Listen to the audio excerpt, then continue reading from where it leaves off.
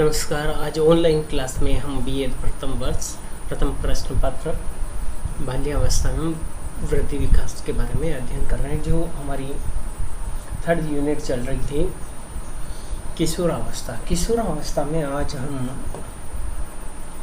जो हमारी बालकों संबंधी कठिनाइयों में पढ़ रहे हैं, तो 6 नंबर की जो कठिनाई है सहमति या अनुपालन संबंधी कठिनाइयाँ। इसमें क्या होता है कि बालक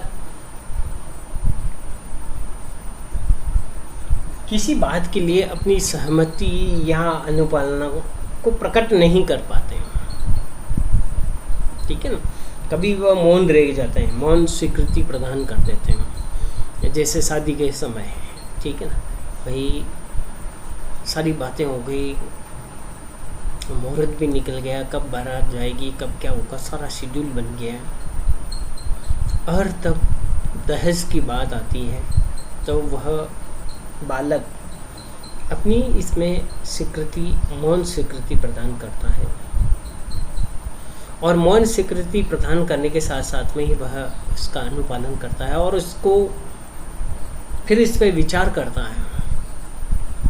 तो विचार करने के बाद में उसको लगता है कि नहीं, ये एक अच्छी प्रक्रिया है, तो वह उसके पक्ष में कई सारे तर्क अपने मित्रों को देगा या अपने जो इसके विरोधी होंगे उनको ये तर्क देगा।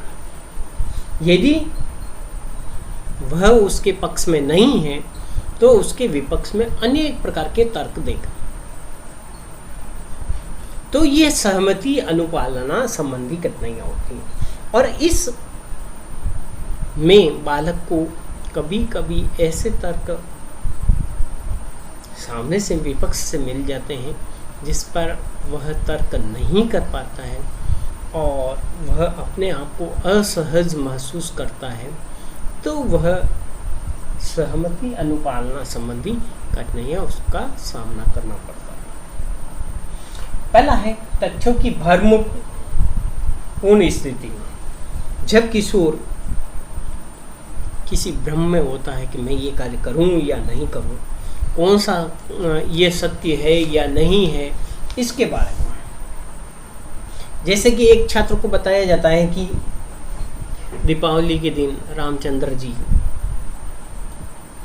वनवास से लौट कर आए हैं, इसलिए दीपावली मनाई जाती है, ठीक है। लेकिन इसके साथ में ही शिक्षक ये कहता है कि घरों की सफाई हो जाती है, जिससे वातावरण स्वास्थ्यप्रद बन जाता है। अब दोनों स्थिति अलग अलग है। भगवान राम का वन से लौटना और घर की सफाई भ्रम हो गया है। अब घर की सफाई के लिए हम करने के बाद में दीपावली मनाते हैं क्या? भगवान राम के आगमन के कारण। तो बालक इसकी भ्रमपूर्ण स्थिति में हो जाता है और वह क्या करता है, तथ्यों की जो स्थिति है स्पष्ट नहीं हो पाती कि वास्तव में किस कारण हो। फिर दूसरा है सामाजिक अंधविश्वास। अभी पूर्णिमा के दिन चंद्र ग्रहण गया, अभी सूर्य ग्रहण आने वाला है, चंद्र ग्रहण भी हो रहा है। तो ये क्या है कि खगोलीय घटनाएं, और ये खगोलीय घटनाओं के बारे में हम जब परिवार के लोगों से बात करते हैं, हम सूर्य ग्रहण को देखेंगे, चंद्र ग्रहण को देखेंगे, तो वह बात बताते हैं कि ग्रहण में बाहर निकलना भी गलत होता है। तो इस अंधविश्वास के कारण वह क्या होता है, सहमति अनुपालना संबंधी कठिनाइयों का सामना उसको करना पड़ता है। ठीक, वैज्ञानिक प्रवृत्ति का अभाव होता है। जिन घटनाओं में वैज्ञानिक प्रवृत्ति का अभाव होता है, उनके संदर्भ में किशोर द्वारा अपनी सहमति या अनुपालना है या क्रियाकलाप है या एवं आध्यात्मिक जगत संबंधी कठिनाइयों में छात्र सहमति प्रदान नहीं कर पाते हैं इस प्रकार में वह भ्रम की स्थिति में रहते हैं, वह कि यह कार्य करें कि नहीं करें, इस प्रकार वह नहीं कर पाते, क्योंकि वैज्ञानिक तथ्यों का उनके पास में कोई ज्ञान नहीं होता है।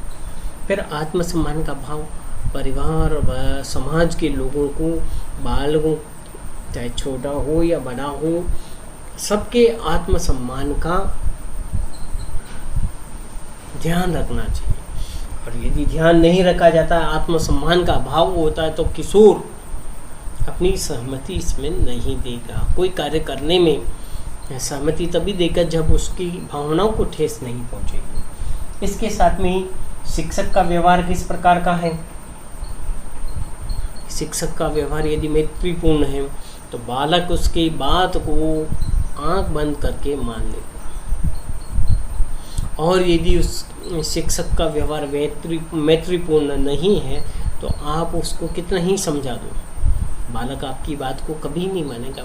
चाहे उसके पीछे आप कितने ही ठोस सबूत दो या तथ्य दो, प्रमाण दो, लेकिन वह आपकी बात को नहीं मानेगा। फिर आता है नियंत्रण की अधिकता। अब मैं ये चाहता हूँ कि मैं सभी बच्चों को अपने पक्ष में रखूं, अपने नियंत्रण में रखूं, और मेरी ही बात को वह बालक माने। ये कार्य असंभव है, क्योंकि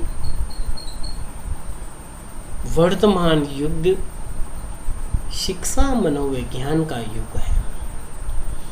अतः शिक्षा और मनोविज्ञान दो शब्दों के मिलने से शिक्षा मनोविज्ञान बना है, और इस स्थिति में सबको स्वतंत्रता का अधिकार है।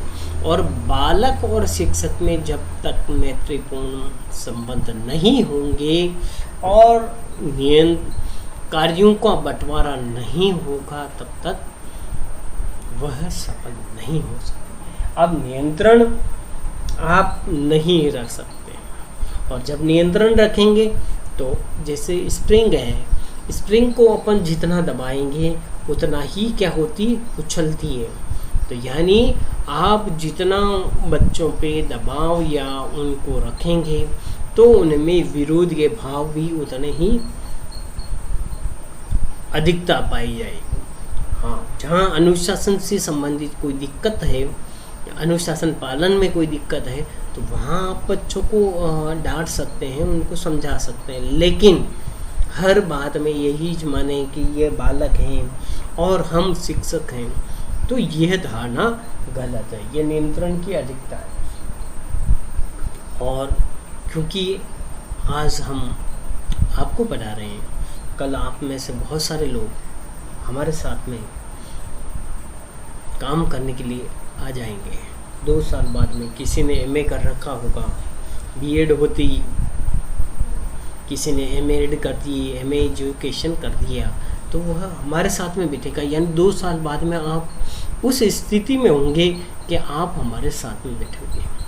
और मैंने किसी का को प्रताड़ित किया, नियंत्रण में रखने की स्थिति का, तो वो उसकी धारणा मेरे प्रति गलत बन जाएगी। फिर संवेगात्मक अस्थिरता। भाव से किशोर क्या होता है, भावनाओं में बहकर अपना निर्णय कर लेते हैं, जिससे क्या कि उनको समस्याओं का सामना करना। अतः संवेगात्मक अस्थिरता नहीं होनी चाहिए। फिर इसके बाद में है तथ्यों में सार्वभौमिकता। जब शिक्षा बाल केंद्रित शिक्षा होगी तो उस शिक्षा में सार्वभौमिकता का अभाव नहीं होगा। और यदि बाल शिक्षक का स्थान कम महत्वपूर्ण होगा, अब बाल केंद्रित शिक्षा चल रही है, लेकिन इसका मतलब नहीं है कि शिक्षक का महत्व नहीं है, बालक का महत्व नहीं है, पाठ्यपुस्तक का महत्व नहीं है। सबका अपना अपना महत्व है। शिक्षक का महत्व शिक्षक की जगह, बालक का महत्व बालक की जगह, और पुस्तक का महत्व पुस्तक की जगह। लेकिन यदि आपके इसमें तथ्यों में सार्वभौमिकता है तो इस प्रकार की समस्याओं का सामना आना स्वाभाविक है। बालक ये सोचेगा कि बाल केंद्रित शिक्षा है, इसका मतलब शिक्षक नगण्य है। तो और इसमें शिक्षक भी मान लेगा कि ये तो बालक केंद्रित शिक्षा है, बालक करता रहेगा, मैं क्या करूं। तो इस समय सहमति और अनुपालना संबंधी कठिनाइयों का सामना करना। फिर तथ्यों में वैधता का अभाव। अब देखिए, अनेक तथ्यों और घटनाओं में विश्वसनीयता का अभाव होता है। मैं ब्राह्मण हूँ, मैं उच्च जाति का हूँ, मैं घराशिया हूँ, मैं या ये इस जाति को, मैं निम्न जाति का। इस प्रकार की धारणा और तथ्य गलत है। कोई भी जाति उच्च और निम्न नहीं होती है। और यदि इस प्रकार के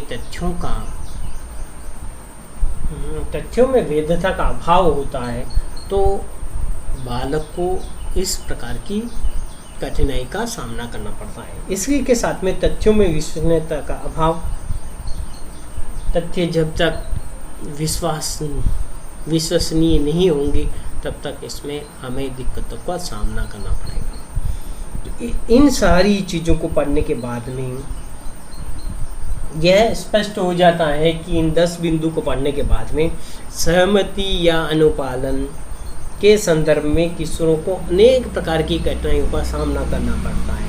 अनेक घटनाओं एवं तथ्यों के संदर्भ में छात्र निर्णय नहीं कर पाता है, उसको क्या करना चाहिए, क्या नहीं करना चाहिए।